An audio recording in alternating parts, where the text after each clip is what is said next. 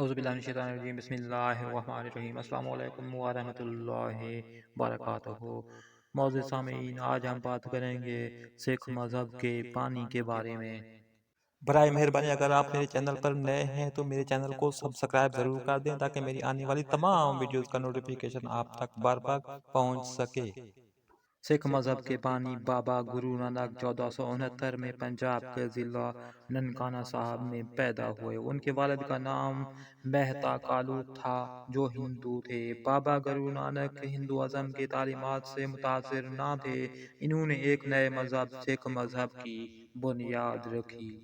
بابا گرو نانک کی تعلیمات سکھوں کی مقدس کتاب گرو گرنتھ صاحب میں ملتی ہیں۔ بابا گرو نانک مسلمان صوفیاء کرام سے بہت متاثر تھے۔ آپ نے اپنے پیروکاروں کو نسلی امتیاز ترک کرنے، توحید اور مساوات کی پیروی کرنے کا درس دیا۔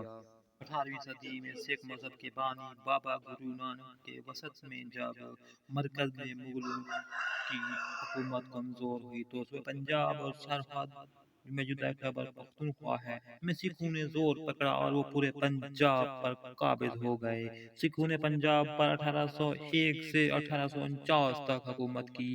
سکھ دور حکومت میں مشہور حکمران راجا رنجیت سنگھ کا نام آتا ہے، جس کا انتقال 1839 میں ہوا۔ راجا رنجیت سنگھ کے بعد آہستہ آہستہ سکھ حکومت زوال پذیر ہوتی گئی۔ آخر کار 1849 میں انگریزوں نے سکھوں کو شکست دے کر پنجاب پر اپنی حکومت قائم کر لی۔